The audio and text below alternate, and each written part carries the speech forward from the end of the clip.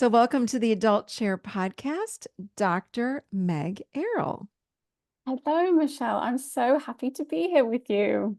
I'm so happy to be here with you too. We've been trying to make this happen for has it been 2 months? We're finally here together. Thank God.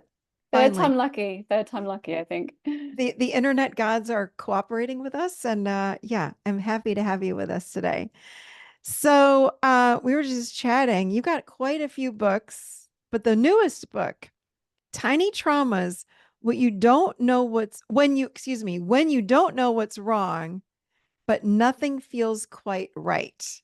I'm Mhm. intrigued. Yeah. So tell us about the newest book that you have out, Tiny Traumas, when you don't know what's wrong, but nothing feels quite right. Yeah. Tell us about that a little bit. What's this book about? Yeah, so I noticed a pattern in my practice where clients would come in and one of the very first things they would say is, I don't know why I'm here, Meg. Like, I don't. And they'd almost be inching out of the door. And so I thought this is really important. This is a really interesting place to start. And one of the things that would often be shared would be, well, you know what? I haven't experienced anything terrible in my life, nothing really bad. There's no abuse. I haven't been subject to a violent attack, nothing like that. So I don't understand why I'm not happy. I don't understand why I'm not thriving. I don't understand why I don't feel okay. And so when exploring with my clients, I remembered a paper I had read years before. So I started my career in academia, in the area of health psychology in the UK. We have a specific area in health psychology, also coaching psychology, interestingly. And I was working on a module called the psychology of physical illnesses. And within that module, and it was a third year elective, so the students could choose it. So many of the students themselves had these conditions, and oftentimes conditions that were sort of medically unexplained and quite confusing, but there was a lot of stigmatization around these and lack of validation, those sorts of things. And we did quite a lot of research about that at the time. But it Mhm. was fascinating because one paper that I found on the topic of IBS, on irritable bowel syndrome, Mhm. which was one of my research topics, and I have another book on that too. Um, they looked at patients over time and they compared those individuals who had experienced big T traumas. So the type of traumas that my clients were talking about, death of a parent early in life or the experience of a natural disaster, those sorts of things that we term as big T, so the capital T in the trauma. Mhm. And we know quite a lot about that type of trauma, that it can, not always, but it can have quite a significant impact both on mental and physical health.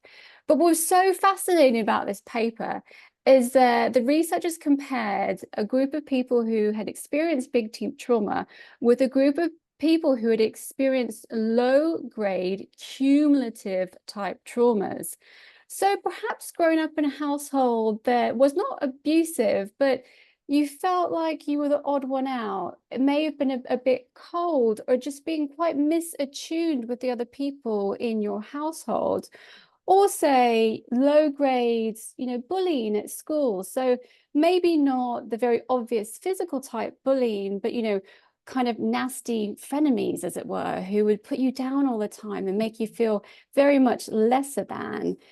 And what was found in this paper, which was completely counter to my own prediction as an academic and researcher, I thought, well, both types of trauma will have an impact, but of course, the big T trauma is going to have a more significant impact. Of course, it is. And what the researchers found was the opposite, that those Mm. individuals who had experienced cumulative trauma over time actually had worse health outcomes, both with their physical Mm. symptoms of IBS, but also with mental health parameters like anxiety and depression. And I was Wow. just like, you know Wow. what? These two things are connected. And like you, Michelle, I think anyone who works in the therapeutic world, we like to connect the dots. Mhm. I was like, no, this needs a bit more exploration to connect these dots together. Wow. I love this. It's interesting. I remember over the years working with people with irritable bowel, and if they'd go to the doctor, and the doctor would put them on this med, right?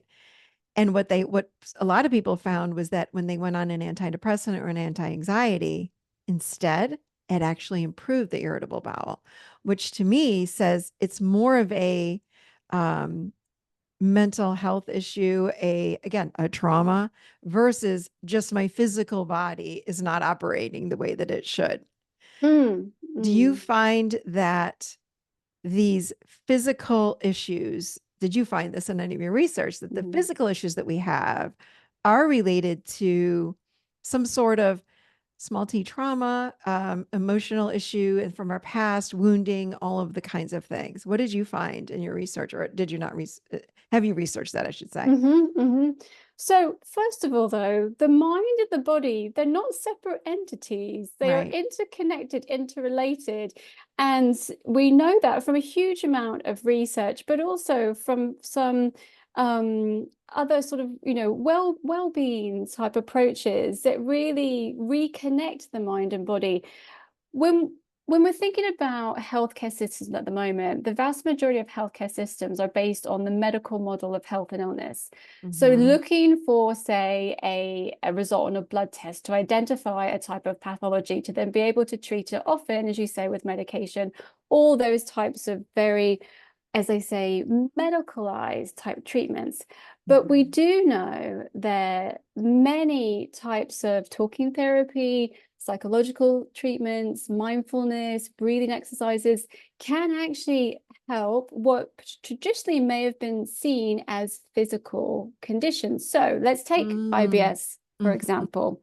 So when I was preparing that lecture, I was part of a research team called the Chronic Illness Research Team at a university in London.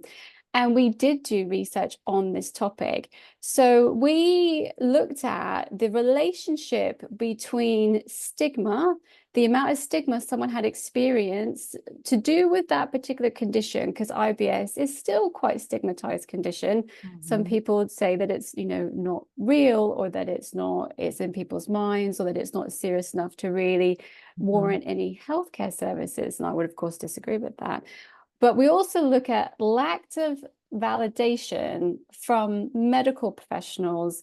And we found that when someone experiences stigma around their health presentations and illness course, and they are not validated in their lived experience, they had both an impact. There was both an impact on their physical symptoms. So the severity of the IBS symptoms had actually increased, as well as an impact on mental health correlates. So depression, anxiety, those sorts of things. Mm-hmm. So those actually, they're psychological components, but more so those are social components. And I work within the biopsychosocial model. Well, the biological, the physiological is, of course, still important, and we must sort of pay attention to that. But the psychological interacts with that. But our social environment, how we treat others and how we are treated, impacts our health status as well. And not only mental health status, but physical health status too. I love this. So, in looking at some of your other books, you talk about menopause in one of your books. You talk about the bladder, which is something I'd love to talk to you a little bit more about. Chronic fatigue. Um, do you find in these books, I've not read these books of yours, again, is there a common theme? Mhm. What is it? And absolutely, the common theme are conditions that have lacked medical consensus often, that Mm-hmm. have lacked really the research attention and also healthcare attention that is really warranted to support people, but that do attract stigma. And also, Mm-hmm. these are in general invisible illnesses. So someone may not know that you're unwell. And again, I work with so many clients, and it's very difficult because even when you're feeling unwell, you're going to put your best face on. Most of us Mm-hmm. don't want other people to know what we're experiencing if we're experiencing quite embarrassing symptoms. So the symptoms with IBS, they're embarrassing. Right. The symptoms with regard to the bladder, they are embarrassing and very, very, very intrusive. So they impact people's lives in such a way that we have a measure called illness intrusiveness. And something like urinary incontinence or IBS has a much higher level of illness intrusiveness than perhaps something that is visible but not as embarrassing. So these things, in terms of our well-being and quality of life, are absolutely vital to start to talk about. So my goal is, let's talk about it. Everyone has to go to the bathroom, seriously, and worked in the UK with different organizations to try and really break down some of those taboos. And Yeah. until very recently, the menopause was very taboo. We didn't really talk about it. And when we did, or when we sought healthcare from medical professionals, oftentimes women really fobbed off, like, you know what? It's Hmm. what all women go through. It's a natural process. And one of the reasons I was so interested in the menopause is I saw so many clients that came to me with very high levels of anxiety and very low mood. And we would go through what was happening with them, and there was no obvious sort of external cause to that. Hmm. We just sort of check in, and actually around that age, and I would say, well, let's just explore this because anxiety is one of the very first symptoms in the perimenopause. And the lack of discussion around this were impacting women because they didn't know that. And Mm. honestly, Michelle, the amount of women I've spoken to, and they said, I thought I was going crazy because I Yeah, didn't feel like me anymore. totally. I didn't. And the cognitive symptoms as well, the forgetfulness. Hmm. I had many clients who said, I think I might have early onset dementia because Mm. it wasn't talked Hmm. about that those Absolutely. cognitive type issues, again, classic of the perimenopause. So it's a lot of it is around that education piece for me. Mm. Let's talk about, and you gave some really great examples earlier. When we talk about traumas, Mm, I found in my own practice of almost 20 years how many times I would look at someone and think, these are traumas that you're sharing. And they had mm, no idea. mm, And again, I think most of us know the big T traumas, like I've had a car accident, rape, my house burned mhm, down, mhm, mhm, divorce. mhm, These are big traumas. But I love this book. I love the title of your book because I don't think the general public, if you're not a therapist, right? mhm, We know that tiny traumas are happening all the time with people. mhm, Can you mhm. give us some examples, some more examples of someone's listening right now, like, well, I didn't have any trauma, but would it be something like, sometimes this can even be traumatic. Growing up in a household where I don't feel loved, maybe I don't get hugs, kisses, maybe I don't hear I love you. Even that can lead a child to wonder, am I loved? Like even could that Mhm. even be as simple as a little tiny trauma? Yes, indeed. And the thing about not just smaller, tiny t traumas, and we're talking about tiny traumas, we're talking about a lowercase t here. Hmm. We are not saying they are insignificant. We are saying that they build up over time, and it's a way to distinguish between those big T traumas. Hmm. And again, what we know from research and practice in terms of the big T traumas, what they do is they disrupt our sense of safety in the world. Hmm. And with tiny traumas, they disrupt our sense of self in the world. So Hmm. they are related, but they are qualitatively different. And so, indeed, growing up in a household where there's not that sense of unconditional love is incredibly important. So there may be love, but it could be on conditions. Hmm. So I had one client who, and again, I'm sure, Michelle, you hear this quite a bit too. Oftentimes I hear from clients, But my parents love me. Yeah. They Oh did love God. me. All the time. All So the your time. I'm like, reaction, we're yeah, not here to judge anyone's parents, yeah, but I really yeah. want to help you uncover what's going on today. Yeah, all the time. Yes. Exactly. And that's when Yeah. we started. So Yeah. there's not judgment in this room. This is a safe space. And that allows an exhale often. And Mhm. so I'll give you one example of one client. So very sort of on the surface, very, very successful woman. She was within the corporate world. She had a very demanding job. She had a loving husband, a really, nice family. She was very much on the way to burnout because of her maladaptive perfectionistic tendencies. Mm. So that was the sort of presentation, tongue twister, maladaptive perfectionism. And I use the word maladaptive because oftentimes people can want to be or want to strive towards excellence. And it is about understanding that there are differences between always having everything having to be perfect Mhm. with being selective about, you know what, I'm going to select this part of my life or this part of my work, and I'm really going to strive for that. But I'm going to let go of some of that perfectionism in other areas so that I don't burn myself out. That's a slight aside. But this particular client. So when we explored some of her life course, and this is the first stage of my approach, which is awareness.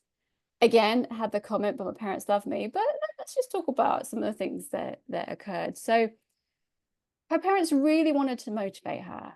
And so whenever she had a grade from school that was less than an A, Mhm. they would post that in the kitchen. So every single morning she Oh. would see that maybe she wasn't doing good enough, surrounded by a form of conditional love and support, but they wanted her to really excel. And we could, talk about why that was, but let's Mhm. focus on the client. Mhm. And so over time, she really developed that sense that if I don't get those A's, if I'm not perfect, absolutely perfect, then perhaps I'm unlovable. Perhaps I'm not going to be loved. And that carried on through Wow. life. And that allowed her, in a way, to excel at school and then at university and then at work. But she couldn't let go of that in other areas of her life. And so, as I say, she was almost on her knees with exhaustion. She was so Mhm. burnt out. And it was so important to really work through that tiny trauma that was cumulative, was Yeah. every day over time, and how that impacts her. And again, this is such an important thing about trauma, both big T and tiny t. It is about the impact on the individual. It is not about making a judgment on the sort of objective size, as it were. I love this. And and everyone outside of your client would probably look at her and think, wow, you're so successful. You've got it all. I mean, this is wonderful. Your parents motivated you. How wonderful. No, not Mm-hmm. true. Mm-hmm. You brought up a memory for me. I had a guy that was a client, and his parents were at every single game, every game. He was a big soccer player, but his parents were at every game when he was in high school and in middle school, but they didn't speak about love in their house. He didn't get a lot of affection. He didn't speak about love. Um, but they showed up for him. They didn't really talk about emotions. It was more surface conversation. He had a car when he was 16. They had money, not like gobs of money, but he grew up wondering if he was wanted. Mm-hmm. He said, I just never really felt all that wanted. And I said, wow, this is fascinating. And I remember tracing it back to, I remember asking what it was like growing up. He said, well, my parents love me, Mm-hmm. but Mm-hmm. I never, there was no emotional connection. It reminds me of childhood emotional neglect. Just Mm-hmm. there just wasn't that connection on an emotional level, which, and I remember talking to him, I said, this was traumatic for you, not having that. Not, and I don't want to say that it was bad or wrong or judge parents. Everyone's doing the best they can always. Yeah. And I said, wow, this was traumatic. So we did some really deep work around that. But then he said, oh, I get it. Like it was that they couldn't do it. They had their own issues going on. But anyway, that's a whole other story. But yeah, this is really good stuff. How did the tiny traumas what else how do they impact us in our adult lives? Like, Mhm. I love the title of your book, When You Don't Know What's Wrong, but Nothing Feels Quite Right. Mhm. You know, Mhm. I can think of so many people that would say a sentence like that or a statement like that. Yeah, something's not quite right. I'm not exactly depressed. Sometimes I'm Mhm. anxious, or maybe I am a little depressed. I just don't understand what's going on. So tell me more about that. Like, it's like we've got to look under the hood to see what's going on, right? Absolutely. And so another reason to write the book was to really collate the types of presentations that I see and most therapists do Mhm. see. So as you say, it could be that type of high functioning anxiety. So people manage to meet their activities of daily living is what we call them. So they can work, they can look after their kids, they can even perhaps have some interaction with their friends and stuff. But the anxiety under the surface is constant, Yeah. and it is so draining. It's so draining of quality of life and of vitality. So that was one. And again, exactly like you said, that type of not depression per se, but emotional blunting. So I don't Hmm. feel depressed, but I just don't feel anything at all anymore. Hmm. So those sorts of things. Then other types of presentations that I see, emotional eating is a Hmm. really common one. So reaching for that source of comfort within foods that are sort of very industrialized now to really trigger that reward center in the brain. Those sorts of things. But more than that, some behavioral issues like problems with sleep are very, very common in terms of what I see in my own clinic. What we would really at the moment sort of characterize as suboptimal mental health. So the way, bear in mind, psychology is a very new discipline. We are young and we are still evolving. So at the moment, to meet the criteria for something like major depressive disorder or generalized anxiety disorder, you have to tick a lot of boxes and you have to be very severe, Hmm. actually.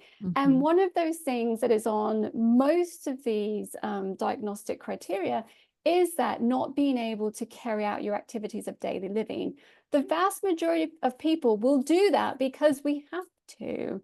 And there is such a drive to still be able to pay our mortgage, to still take our kids to school, all of those things.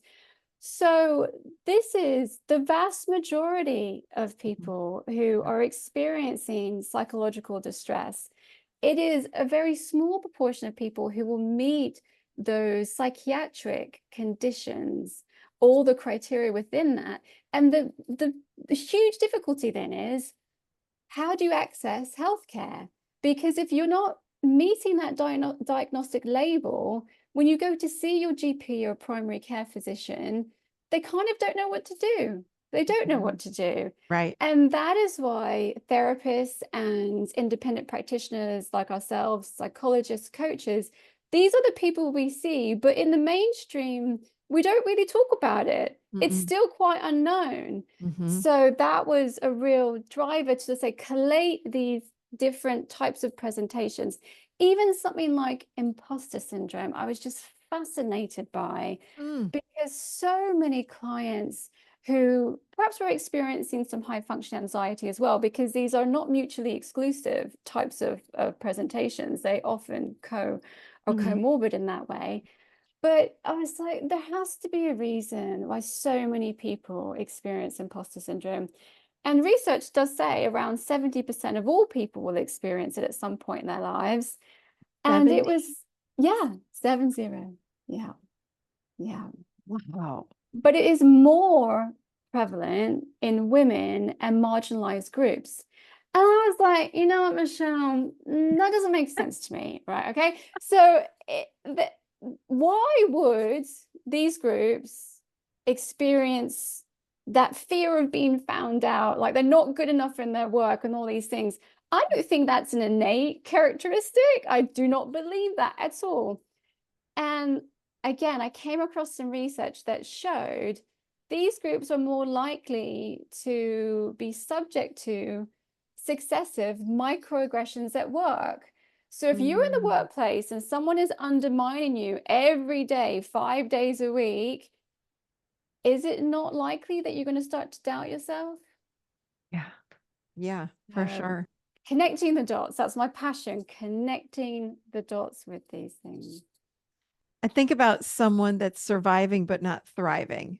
Mm, You know, that's that middle of the road. Yeah, they don't have major depressive disorder, but they're also not thriving. What? It's absolutely. like that middle that so many of us fall right into. I mean, I'm thinking about all my tiny traumas. Like, wow, I had a whole bunch of these things. Um, so what are the so when it comes to then to physical ailments or things that might be showing up, this is what you would say the irritable bowel, the chronic fatigue, the all of these kinds of things that you also start seeing on a physical level that would show up? For many people, Yeah. for many people, in terms of looking at the etiology, the cause of these conditions, the jury is still out. But what I would say is that let's do the work that we can do, that we really can do, and we can do some of the talking therapy work to start to unravel Mhm. some of these things. Mhm. In terms of the most frequent presentation I see is anxiety. It Yeah. really is. And this is before the pandemic. Everyone likes to, sorry, that's such a generalization, not everyone, many Yeah. commentators in the media like to, plug the rise in psychological distress on the pandemic, that the huge increase of anxiety and depression was happening pre-pandemic. Mhm. It was, and you saw that, I saw that. Now, of course, the pandemic was a catalyst, but it was happening already. It was happening already. You know, I'm going to speak for myself, but also I had clients like this as well. I think a lot of people that are walking around with anxiety, they don't even know they have anxiety. I remember I Mm. was with one of my mentors, and at the time, my therapist many years ago, and she said to me, "When are we going to work with your anxiety?" And I said, "I don't have anxiety." She said, "Are you kidding me? I could feel your energy all the way across the room." And I said, "Seriously?" And then the more, again, I worked with regulating my nervous system, the more I worked with grounding and becoming more present moment, all of these things, all of a sudden I became aware of the fact that I've got an engine running inside of me that just doesn't ever turn off. It just goes, goes, goes. So I'm realizing, and I'm wondering actually from your perspective, because I've had many clients like this as well.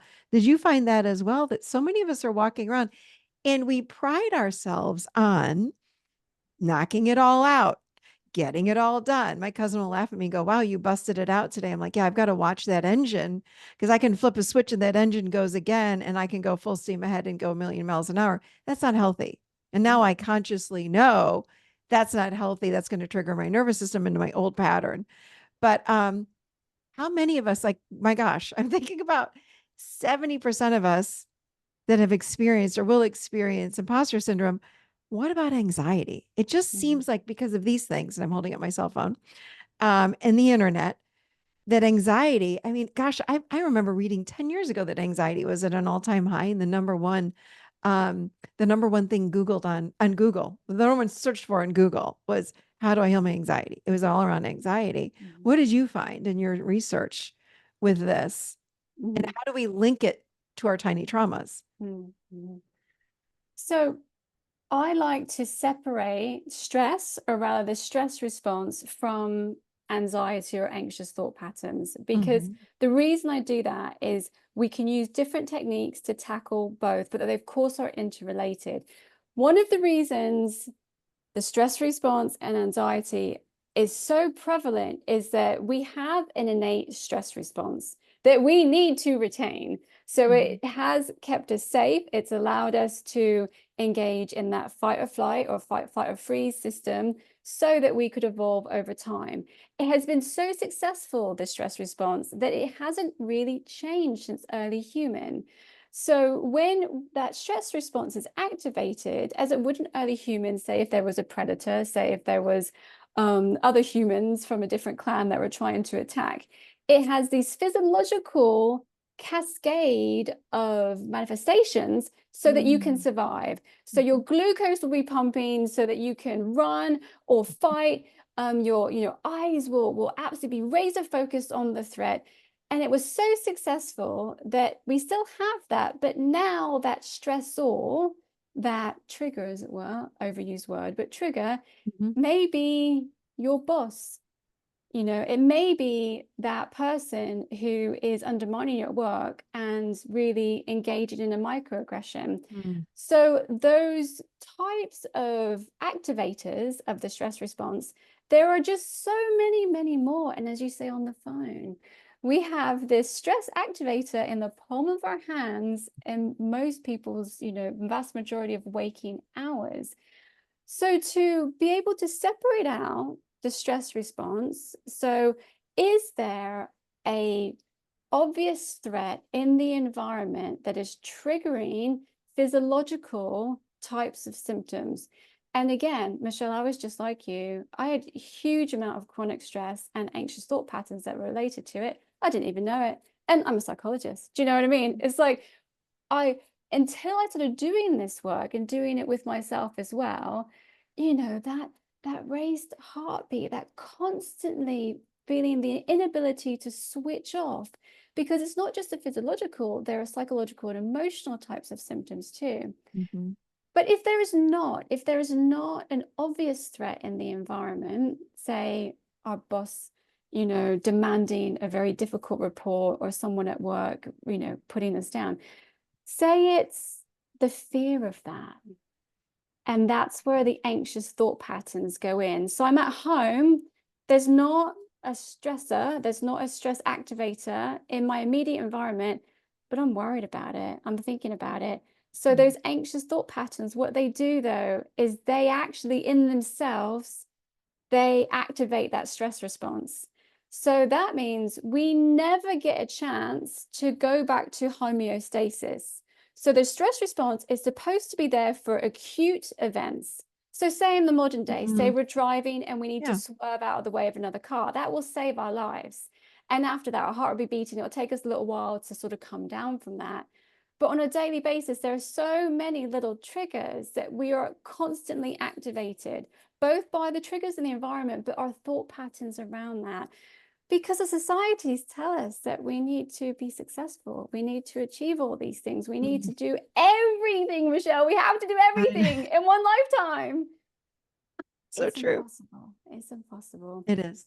So to deal with the stress response, because it's a physiological response, Mhm. those are the types of more mind-body type exercises. So breathing exercises, most of us breathe through our chest. We have forgotten how to breathe through our diaphragm.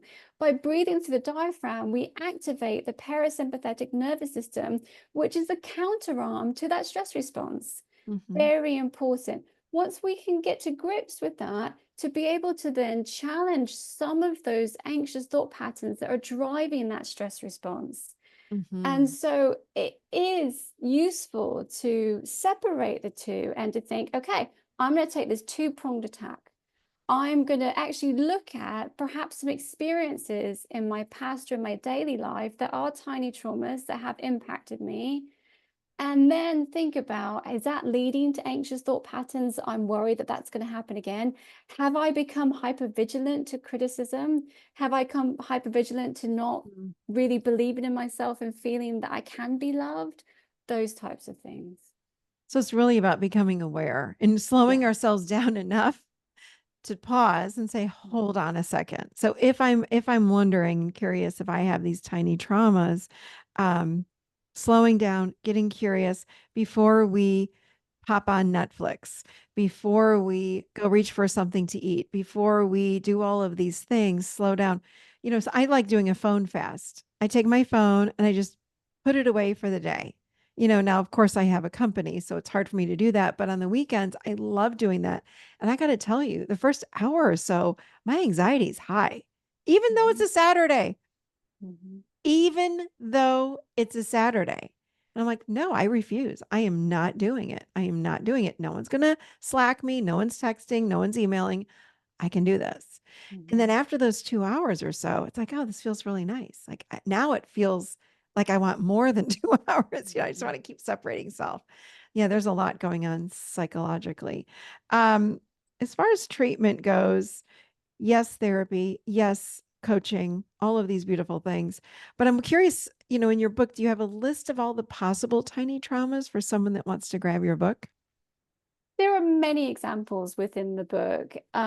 It's important, though, we all have our own unique constellation of tiny Mhm. traumas, and intertwined for many people, they are major life events, like you said initially, divorce, those sorts of things. Even Christmas is listed in the major life events Yeah. of Holmes and Ray, because it is quite stressful and can be very traumatic. But Mm-hmm. also some big T traumas. So it's important to think more about personalized psychological medicine and treatment rather than a one size fits all. Let's move away from the one size fits all. Mm-hmm. And so I did develop this three-stage approach, the triple A approach, excuse me. And that first A is the awareness. So as you say, pausing, first of all, recognizing tiny traumas do have an impact on individuals, and that impact can be incredibly significant. But then exploring, what are your tiny traumas? Mm-hmm. How have they interacted with your life? Mm-hmm. But then moving on to that point of acceptance, and what I found in my work, and Michelle, I'd be interested to know if you find this too, that acceptance piece can be the hardest piece for Mm-hmm. us. Yes, and the biggest transformation happens. It's Mhm. it's like there's a resistance, and then when we own it and say, Mhm. "Okay, I'm going to accept this now," there's a release. But getting there is a oof. I'm not going to say that. I don't want to buy that. I don't want to own that. No, thank you. I don't want to accept that. But yeah, yeah. And that's so important what you said there, because I almost had another A of accountability, because Oh, that ties in with acceptance. yeah. It's so, so important, because oftentimes it really is not our fault. It's not our fault that we've Mm-hmm. experienced these things, Mm-hmm. but we're the only ones that can do anything about it. That's Yeah. the thing. So that accountability is so important.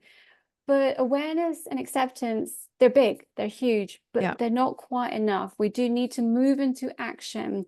And that's where coaching and coaching psychology is Mm. so useful, because it is solution focused and it's future focused.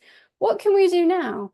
What can I do actually in my daily life? So I have in each chapter, which is each a presentation that we've talked about, I have kind of like to do right away. I want clients. I want to feel a bit better straight away. But with the awareness that actually there is longer term action work to do also, that can be harder. But to think, you know what? I'm going to invest in myself. I'm going to do this for me, and not even just future me, present me. I want to do Mm-hmm. this for myself. I'm going to prioritize me now, because when we do that, one, we can move from that just surviving to thriving, to flourishing, and you know what? Improving quality of life, so that we can show up for us and we can show up for other people too. Mm. I love that. I love books that actually walk you through how to start your healing and transformation process in the now. Oh, Like, yeah. Yeah. I don't want to read something and then go, well, wait, what am I supposed to do? So thank you for writing a book like this. It's so important for all of us. Um, Anything else that you want to share with us about tiny traumas? Anything else that I might have missed and didn't ask you? I am really heartened to see how psychological research, therapy, psychology as a discipline is evolving. As I say, it's really Mhm. it's new. It's Mhm. it's in its infancy. So PTSD, post-traumatic stress disorder, was only recognized in 1980. That's within my lifetime. It was, Wow. yeah, doesn't that surprise you? Wow. 1980, it was entered in the DSM, which is a diagnostic sort of manual for psychiatrists and psychologists. And it was really contentious. Many people on the board did not want to enter it. So for a long time, people who had experienced the big T, they were stigmatized, they were ignored, they were fobbed off, Mm. they lacked Mhm. validation. Mhm. We have come on so far, because it's hard for us to understand that that even happens.